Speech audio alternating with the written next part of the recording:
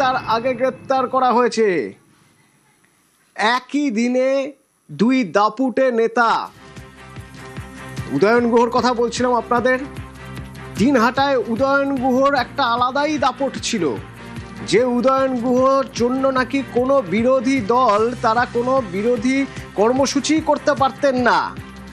সেই উদয়ন গুহ হুমকি দিতেন, চমকাতেন, তার বিরুদ্ধে অভিযোগ কাটমানি নেওয়ার, আবাস যোজনার টাকা থেকে কাটমানি নেওয়ার, তার বিরুদ্ধে অভিযোগ ভাওয়াইয়া শিল্পী কেন গান বেঁধেছে, যে গান সরকারি বিরোধী, তাকে গ্রেপ্তার করেছিল আজ পুলিশ। আর আজই গ্রেপ্তার আর এক দাপুটে নেতা, সুশান্ত ঘোষ। কাউন্সিলর ছিলেন, কিন্তু তার দাপট ছিল কোনো বিধায়ক বা মন্ত্রীর তুলনায় কোনো অংশে কম নয়। এবার এই ছবিটা দেখুন। এই ছবিটা হলো উদয়ন গুহ, যাকে যখন আজ ধরা হয়েছে, ধরার পর ফুলবাগান থানা থেকে তাকে নিয়ে যাওয়া শিয়ালদা কোর্টে। তার কিছু বলছেন কি উদয়ন গুহ? শোনা যাচ্ছে। আপনাকে অ্যারেস্ট করলো কেন? সেটা বলতে পারবো, যারা করেছে তারা বলছে। আপনাকে এখন কোথায় নিয়ে যাওয়া হচ্ছে? আমাকে দিনহাটা। আপনাকে অ্যারেস্ট করলো কেন? সেটা বলতে পারবো, যারা করেছে তারা বলছে। আপনাকে এখন কোথায় নিয়ে যাওয়া হচ্ছে? আমাকে দিনহাটা। এ হলো উদয়ন গুহর সেই সময় ছবি, যখন তাকে কৃষ্ণনগরে থামানো হয়েছিল কিছুক্ষণ। এর আগে তাকে কলকাতা থেকে নিয়ে যাওয়ার জন্য শিয়ালদা আদালতে পারমিশন নেওয়া হয়, তারপর তাকে নিয়ে যাওয়া হচ্ছে এখন দিনহাটায়। দিনহাটার মানুষ সেখানে মিষ্টিমুখ করছেন, কারণ উদয়ন গুহ গ্রেপ্তার। এই উদয়ন গুহ যখন দিনহাটায় তাকে নিয়ে যাওয়া হচ্ছে, কিছুক্ষণ আগের ছবি আপনারা দেখছেন। কৃষ্ণনগরে একটি হোটেল, একটি রেস্তোরাঁ, সেই রেস্তোরাঁয় খাওয়ার ব্যবস্থা, যারা সঙ্গে রয়েছেন দিনহাটার পুলিশ তারাও খাচ্ছেন, এবং তার সঙ্গে উদয়ন গুহকেও খাইয়ে দেওয়া হচ্ছে, কারণ পৌঁছতে অনেক রাত হয়ে যাবে। হতে পারে আজ হয়তো রাতে কোথাও হল্ট করে কাল পৌঁছবেন কোচবিহারে, এখনো জানা যাচ্ছে না, তবে পৌঁছতে অনেক দেরি হবে, তাই আগেই একটু খাওয়ার ব্যবস্থা। তো দিনহাটার কি ছবি সেও দেখবো। দিনহাটার ওই দেখুন মিষ্টিমুখ হচ্ছে। আর যাকে দেখছেন ইনি হলেন দিনহাটার বিজেপি বিধায়ক অজয় রায়,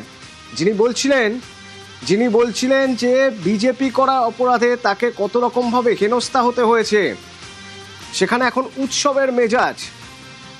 দিনহাটা পুলিশ যখন এখান থেকে নিয়ে যাচ্ছে উদয়ন গুহকে, দিনহাটার মানুষও অপেক্ষা করে রয়েছেন, কারণ তারা বলছিলেন যে শুধুমাত্র বিজেপি করেন বলে, বিরোধী রাজনৈতিক দলের সক্রিয় কর্মী বলে কি পরিমাণ হেনস্থা হতে হয়েছে, কত হুমকি তাদের পেতে হয়েছে।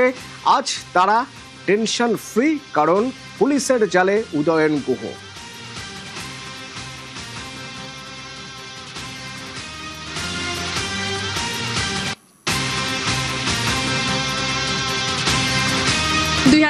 সালের ভোট পরবর্তী হিংসায় সারা বিধানসভা জুড়ে ভয়ের বাতাবরণ পরিবেশ তৈরি করেছিল, এবং আমাদের কর্মীদের সবসময় উনি কণ্ঠরোধ করে রাখত।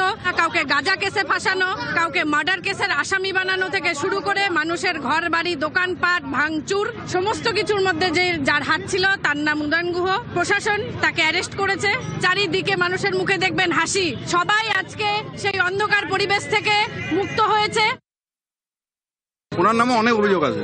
21-এর নির্বাচনের পরে আপনারা জানেন যে এখানে জাতীয় মানবাধিকার কমিশন এসেছিল, ওই ক্রিমিনালদের যে তালিকা দিয়েছিল তাতে 1 নম্বর নাম আছে ওনার, নোটলেস ক্রিমিনাল, একজন কুখ্যাত দুষ্কৃতী।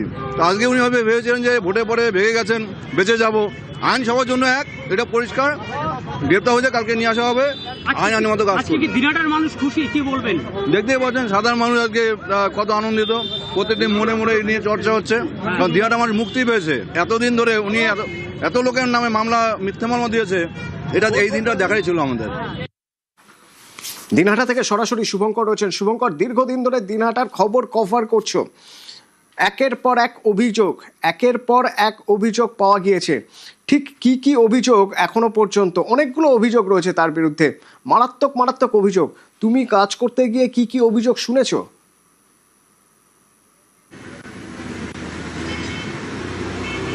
হ্যাঁ দেখো, তোমাকে জানিয়ে রাখি, উত্তরবঙ্গ উন্নয়ন মন্ত্রী, প্রাক্তন উত্তরবঙ্গ উন্নয়ন মন্ত্রী উদয়ন গুহ, তিনি দীর্ঘদিন ধরেই দিনহাটায় রাজনীতি করে আসছেন।